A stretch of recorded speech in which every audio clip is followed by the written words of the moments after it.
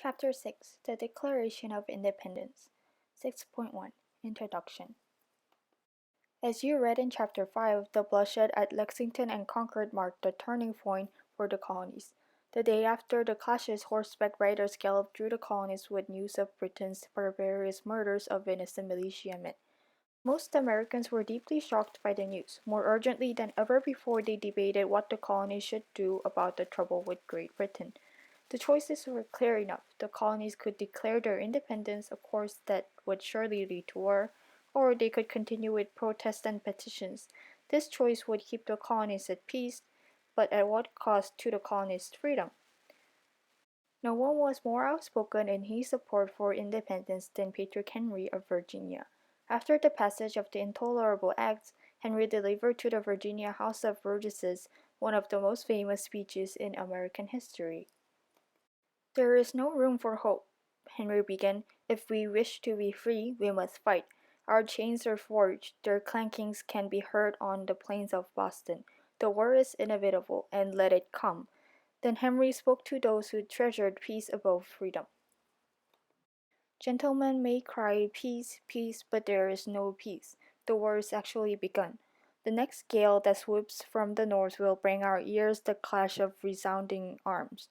What is it that gentlemen wish? If life so dear, or peace so sweet, as to be purchased at the price of chains and slavery, forbid it, Almighty God.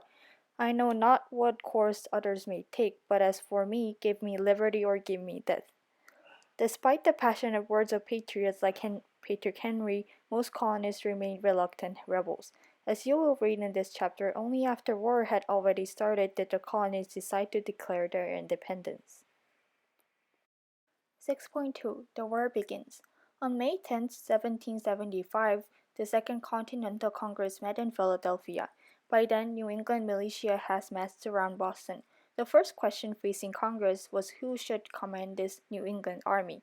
The obvious answer was a New Englander: George Washington and the Continental Army. John Adams of Massachusetts had another idea. He proposed that Congress create a Continental Army made up of troops from all the colonies. To lead this army, Adams nominated a gentleman whose skill as an officer, whose great talents and universal character would unite the colonies better than any other person alive. That man was George Washington of Virginia. The delegates agreed. They unanimously elected Washington to be commander-in-chief of the new Continental Army. The Battle of Bunker Hill. Meanwhile, militiamen near Boston made plans to fortify two hills that overlooked the city, Bunker Hill and Breed's Hill. On the night of June 16, Israel Putnam led a few hundred men up Breed's Hill. In 4 hours of furious digging, they erected a crude fort on the top of the hill. The fort worried British General William Howe, who had just arrived from England with fresh troops. Howe ordered an immediate attack. Under a hot June sun, some 2,000 red-coated troops formed two long lines at the base of Breed's Hill. At Howe's order, they marched up the slope. As the lines moved ever closer, Putnam ordered his men, "Don't fire until you see the whites of their eyes." Only when the British were almost on top of them did the militiamen pull their triggers. The red lines broke and fell back in confusion. The British regrouped and attacked again. Once more, the Americans stopped their advance. On their third attack, the redcoats finally took the hill, but only because the Americans had used up all the gunpowder and pulled back. This clash, which was misnamed the Battle of Bunker Hill, was short but very bloody. More than 1,000 British troops were killed or wounded, and nearly half that many Americans. British and Americans alike knew that this was no small skirmish or village green. A war had begun. 6.3 Siege of Boston. A week later, George Washington took command of his new army. He found it a mixed multitude of people under very little discipline, order, or government. Washington worked hard to impose order. One man wrote, "Everyone is made to know his place and keep in it. It is surprising how much work has been done." Ticonderoga. A month later, a dismayed Washington learned that the army had only 36 barrels of gunpowder, enough for each soldier to fire just 9 shots. To deceive the British, Washington started a rumor in Boston that he had 1,800 barrels of gunpowder, more than he knew what to do with. Luckily, the British swallowed this telltale. Meanwhile, Washington sent desperate letters to the colonies begging for gunpowder. Washington got his powder, but he still did not dare attack the British forces in Boston. To do that, he needed artillery, heavy guns, such as cannons to bombard their defenses. In desperation, Washington sent a Boston bookseller named Henry Knox to Fort Ticonderoga to round up some big guns. Ticonderoga was an old British fort located at the southern end of Lake Champlain in New York. A few months earlier, militiamen led by Ethan Allen and Benjamin Arnold had seized the fort. The Americans had little use for the rundown fort, but its guns would prove priceless. As winter set in, Knox loaded 59 cannons onto huge sleds and dragged them 300 miles to Boston. Knox's 42 sleds also carried 2,300 pounds of lead for future bullets. Boston was about to put under siege. The British abandoned Boston. On March 4, 1776, the British soldiers in Boston awoke to a frightening sight. The night before, the ridges of nearby Dorchester Heights had been bare. Now they bristled with cannons, all aimed on the city. Rather than risk another bloodbath, General Howe abandoned the city. Within days, more than 100 ships left Boston Harbor for Canada. The ships carried 9,000 British troops as well as 1,100 loyalists who preferred to leave their homes behind rather than live with rebels. Some Americans hoped the war was over. Washington, however, knew that it was only beginning. 6.4 Toward Independence. Nearly a year passed between the skirmishes at Lexington and Concord and the British retreat from Boston. During that time, there was little talk of independence.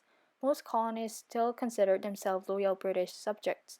Their quarrel was not with Great Britain itself, but with its policies toward the colonies. The Olive Branch Petition. Many Americans pinned their hopes for peace on King George. In July 1775, Congress sent a petition to George III asking him to end the quarrel. John Adams called the petition an olive branch because olive tree branches are an ancient symbol of peace. By the time the petition reached London, however, the king had declared the colonies to be an open and avowed rebellion. He ordered his ministers to bring the traitors to justice. Being called a traitor wasn't enough to change the mind of one of Washington's generals. The general confessed that he had long looked with some degree of horror on the scheme of separation. Now he agreed with Patrick Henry that we must be independent or slaves. Common sense. Many colonists, however, still looked with horror at the idea of independence. Then, early in 1776, a patriot named Thomas Paine published a fiery pamphlet entitled Common Sense. Paine scoffed at the idea that Americans owned any loyalty to King George. Of more worth is one honest man to society, he wrote, than all the crown ruffians who ever lived. Paine also attacked the argument that the colonies' ties to Britain had benefited Americans. Just the opposite was true, he said. Americans' trade had suffered under British control. Americans had also been hurt by being dragged into Britain's European wars. Paine ended with a vision of an independent America as a homeland of liberty. Yeah, that loved mankind, he urged, yet that dare oppose not only the tyranny but the tyrant stand forth. The sun never shined on a cause of greater worth. Within a few months, more than 120,000 copies of Common Sense were printed. Paine's argument helped persuade thousands of colonists that independence was not only sensible, but the key to a brighter future. 6.5 Thomas Jefferson drafts a declaration. A few weeks after the British left Boston, the Continental Congress appointed a committee to write a declaration, or formal statement, of independence. The task of drafting the declaration went to the committee's youngest member, 33-year-old Thomas Jefferson of Virginia. A shy man, Jefferson said little in Congress, but he spoke brilliantly with his pen. Jefferson's job was to explain to the world why the colonies were choosing to separate from Britain. When in the course of human events, he began, if one people finds it necessary to break its ties with another, a decent respect to the opinions of mankind requires that they explain their actions. Natural rights. Jefferson's explanation was simple but revolutionary. Loyalists had argued that colonists had a duty to obey the king whose authority came from God. Jefferson reasoned quite differently. All people are born equal in God's sight, he began, and all are entitled to the same basic rights. In Jefferson's eloquent words, we hold these truths to be self-evident that all men are created equal, that they are endowed by their Creator with certain unalienable rights, that among these are life, liberty, and the pursuit of happiness. Governments are formed, Jefferson said, to secure these rights. Their power to rule comes from the consent of the governed. If a government fails to protect people's rights, it is the right of the people to alter or abolish it. The people can then create a new government that will protect their safety and happiness. The King's crimes. King George, Jefferson continued, has shown no concern for the rights of colonists. Instead, the King's policies had been aimed at establishing an absolute tyranny over these states.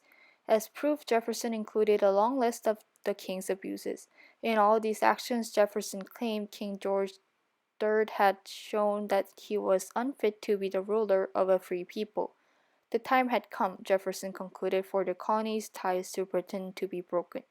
These united colonies are, he declared, and of right ought to be, free and independent states. 6.6 The Final Break. On July 1, 1776, the Second Continental Congress met in Philadelphia's State House to debate independence. By noon, the temperature outside had soared into the 90s, and a thunderstorm was gathering. Inside the State House, emotions were equally hot and stormy. By the end of the day, the issue was still undecided. The next day was cooler and calmer. On July 2nd, all but one of the 13 colonies voted for independence. New York cast no vote. No delegate was more excited about the colony's decision than John Adams. He wrote to his wife Abigail, "The 2nd of July will be celebrated by succeeding generations with pomp and parade, with shows, games, sports, guns, bells, bonfires, and illuminations from one end of the continent to the other, from this time forward forevermore." Debate over slavery. Adams was wrong about the date that would be celebrated as America's birthday, but only because Congress decided to revise Jefferson's declaration. Most of the delegates liked what they read, except for the passage on slavery. Jefferson had charged King George with violating the sacred rights of life and liberty of a distant people by carrying them into slavery. Almost no one liked this passage. Southerners feared that it might lead to demands to free the slaves. Northerners worried that New England merchants who profited from the slave trade might be offended. Even delegates who opposed slavery felt that it was unfair to blame the king for enslaving Africans. The passage was struck out. Independence Day. On July 4th, the delegate approved the final version of the Declaration of Independence. One by one, they stepped forward to sign it. In doing so, they pledged to support independence with our lives, our fortunes, and our sacred honor. This was a serious pledge. Every signer knew that it was committing an act of treason against Great Britain. If the new United States of America failed to win its freedom, each of them could end up swinging from a hangman's rope. Knowing this, Benjamin Franklin told the delegates, "We must all hang together, or most assuredly, we shall all hang separately." 6.7 Chapter Summary. In this chapter, you read how the American colonies took the dramatic step of declaring their independence. You used the visual metaphor to describe the key historic events that led up to the Declaration of Independence. Soon after the skirmishes at Lexington and Concord, the struggle with Great Britain turned into all-out war. The Second Continental Congress elected George Washington as the head of the Continental Army. After the bloody Battle of Bunker Hill, American troops threatened the city of Boston with heavy guns. The British decided to abandon the city. The failure of the Olive Branch Petition and Thomas Paine's eloquent pamphlet Common Sense moved the colonies closer to a declaration of independence. Thomas Jefferson, a delegate to the Second Continental Congress, was selected to write a draft of the declaration. On July 4, 1776, the delegates took their lives in their hands by signing the Declaration of Independence. For the first time in history, a government was being established on the basis of the natural rights of people and the duty of government to honor those rights. But independence cannot be won with words alone. As you will read in the next chapter, the colonies now faced the challenge of winning a war against the most powerful nation in the world.